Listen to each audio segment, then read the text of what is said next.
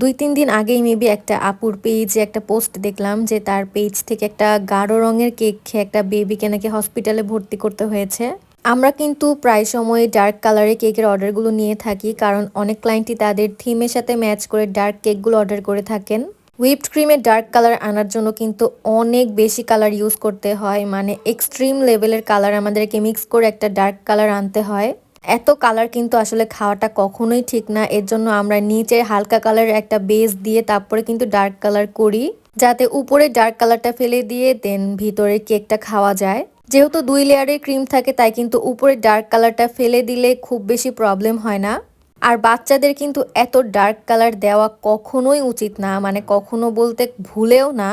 কালারগুলো যেহেতু আমরা নিজেরা বানাই না, এটা কিন্তু আমাদের কিনেই ইউজ করতে হয়।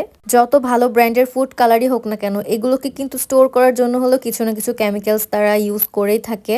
তাই বাচ্চারা তো দূরের কথা, বড়দেরও কিন্তু ডার্ক কালারের এই ক্রিমগুলো খাওয়াটা একদমই উচিত না। খুব বেশি প্রয়োজন ছাড়া ডার্ক কালারের ক্রিমগুলো অ্যাভয়েড করাই ভালো। লাইট কালারের মধ্যেও কিন্তু অনেক সুন্দর সুন্দর কেক হয়, কিন্তু একান্তই যদি ডার্ক কেক নিতে হয় তাহলে প্লিজ আপনারা এই ডার্ক ক্রিমটা খাওয়া থেকে বিরত থাকবেন। যে পেজের পোস্ট আমি দেখেছিলাম ওই পেজটার নাম আমার এখন মনে আসছে না, বাট আপু অনেক বেশি ডিপ্রেসড হয়ে গিয়েছিল এই ঘটনার পরে।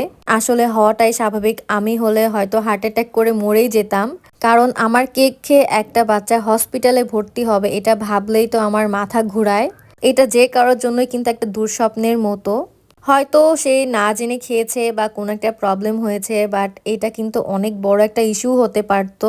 কিন্তু আল্লাহর রহমতে হয়তো বাচ্চাটা সেফ আছে। তো আমাদের এখান থেকে একটা শিক্ষা নেওয়া উচিত, বাচ্চাদের থেকে শুরু করে বড়রাও কখনোই ডার্ক কালারের ক্রিম খাওয়া যাবে না।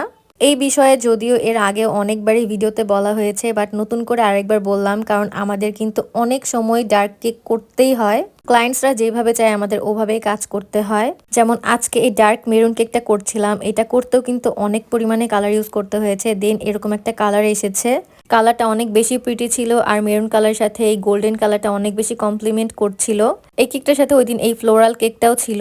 আর এই ছিল হচ্ছে কেকটার ফাইনাল লুক। আপনাদের কাছে কেকটা কেমন লাগছে অবশ্যই কমেন্ট করে জানাবেন। ভিডিওটা ভালো লাগলে প্লিজ একটি করে লাইক, কমেন্ট এন্ড শেয়ার করে দিবেন। দেখা হবে ইনশাল্লাহ পরে ভিডিওতে। সবাই অনেক ভালো থাকবেন। আল্লাহ হাফিজ।